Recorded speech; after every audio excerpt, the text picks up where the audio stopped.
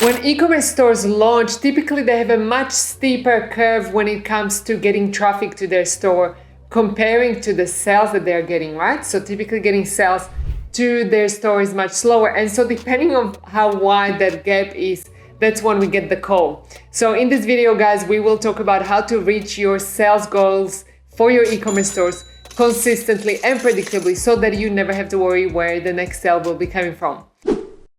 Hey, my name is Sylvia Myers and I'm one of the co-founders of the Traffic Ninjas. Together with my husband, Kristen, we have worked with over 500 brands across 35 countries, actually more than 35 countries by now. And so what we've learned over the years is what is it that works for small businesses with limited resources. And in this channel, we explore all of those untapped strategies where big business doesn't play. So make sure that you subscribe to the channel and also hit the bell notification that you don't miss out. Also, I'm gonna give you the common courtesy of actually putting down the timestamp so you can skip forward to where you need to go. So, but you know why you are here. So let's talk about your sales goals and your consistent sales. As I said, there is typically this scenario when businesses launch, when actually their traffic curve is going a little bit steeper or much steeper in many cases than the sales they are getting to their stores. And typically that goes whenever we look at these businesses, no matter how much they invested into ads agencies, into developing their store, it always comes back to basics and back to the fundamentals. So let's explore them.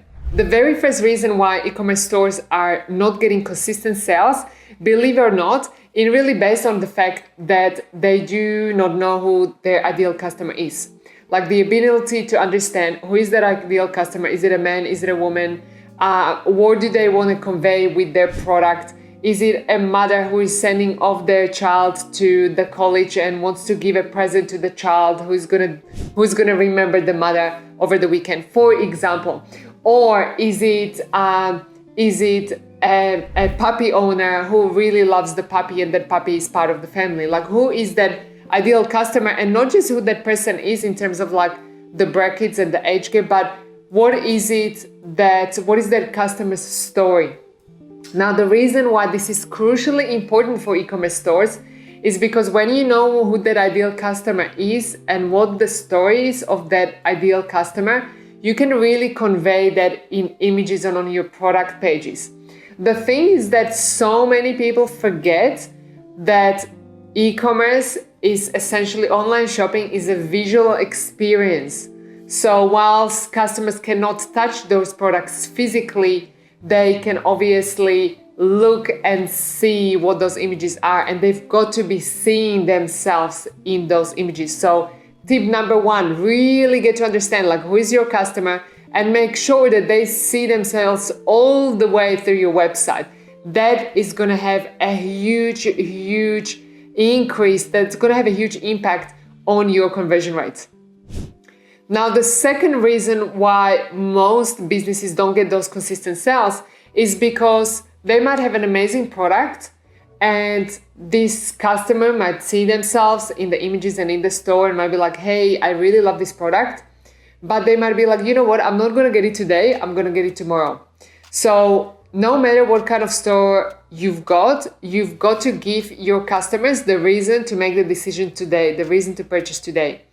So in marketing terms, we also talk about urgency and scarcity when it comes to this.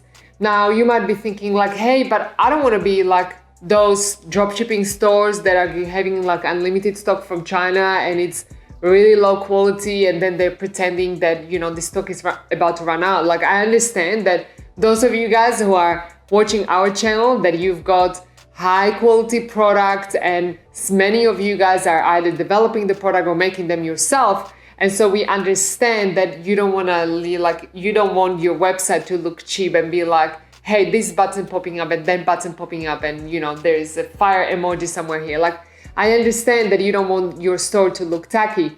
However, because of that, most of you guys are small business owners where you have limited amount of product. And one thing is true for your product, and that's the fact that it's made in limited quantities.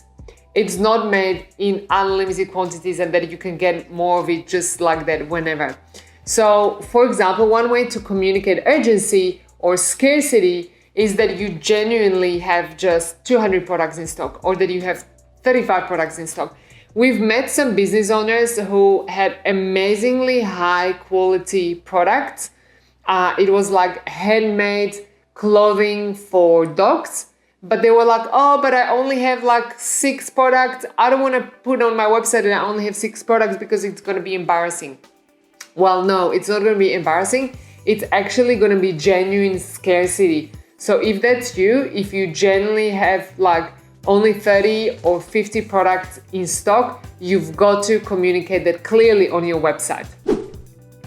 Now, the third reason why so many businesses, when they launch, they just have so much more traffic than sales is because they sometimes fail to understand who their competitors are. Remember that there is so much competition out there, and there are so many businesses selling products that might not be the same as yours, because I know your product is unique, but they might be similar, or they might be pretending to be similar even though they are not as good quality as yours. So what you've got to really understand is, who are you competing against? And I don't just mean like who are the big brands out there, because everybody knows that, but who are the smaller brands that you're competing against that are maybe just like 1, 2, 3 years ahead of you, because those are your real competitors.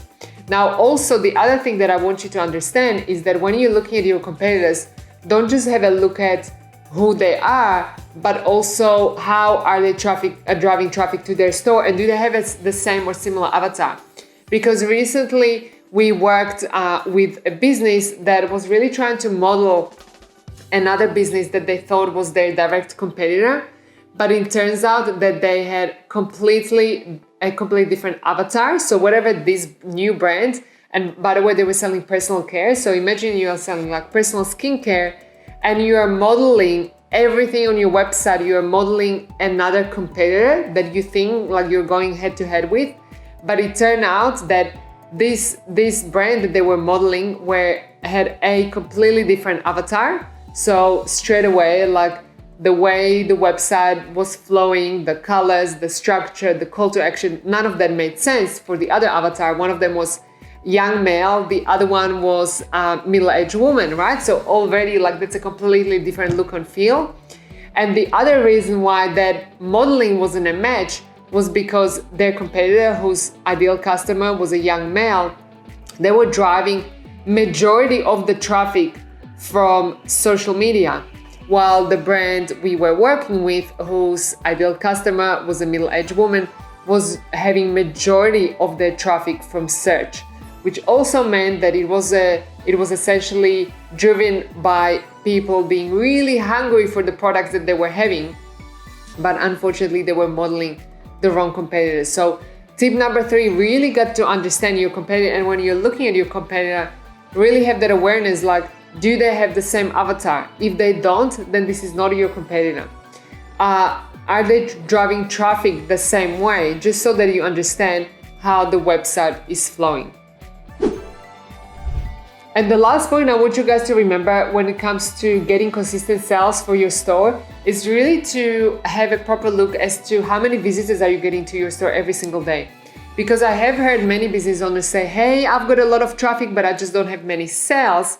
However, what you've got to remember is that an average conversion rate is 1 to 2%, which means that 1 to 2 people out of 100 will be converting to a sale. So really have a look at how many visitors are you getting to your store every single day, because chances are that you might not even be getting that many visitors to your store. Now, if you are getting many visitors to your store, if you are getting hundreds and thousands of visitors to your store every single day, and you are still not getting all of those sales as you should be, then make sure you look at the points 1, 2, and 3, because those are really important. So let me summarize that: knowing who your customers is, so that you can tell their story and convey that through images inside your store.